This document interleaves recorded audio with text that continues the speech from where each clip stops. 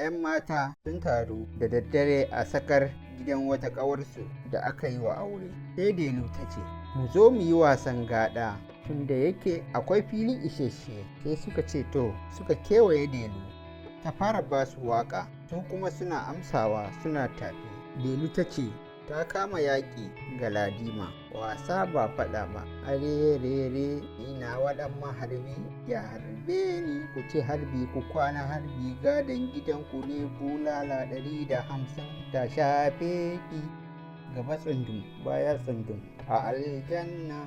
Da Delu ta ƙare sai Zule ta shiga ta bayar da tata waƙar, ta kama yaƙi ga ladima, wasa ba faɗa ba, arerere ni na waɗan maɗika ya ɗinke ki, ku ci ɗinki ku kwana ɗinki, gadon gidanku ne bulala 150 ta shafe ki, gaba tsundum baya tsundum a aljanna.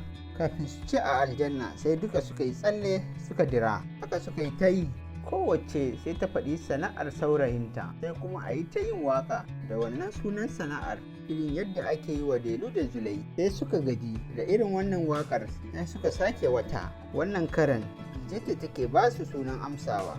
Iye nanaye aye yaraye, iye nanaye tarmama, iye nanaye aye yaraye, iye nanaye tarmama. Jirgin goro lula lula, jirgin goro za ya kaɗe ni, jirgin goro kar ka kaɗe ni, jirgin goro zan maka saƙo, ba saƙon sayan tasa ba, ba saƙon sayan kwano ba.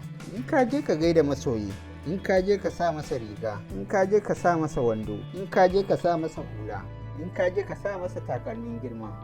Iye nanaye aye yaraye, aye yaraye nanaye tarmama. Shi kenan DJ ta ƙare tata. Haka suka yi ta yi.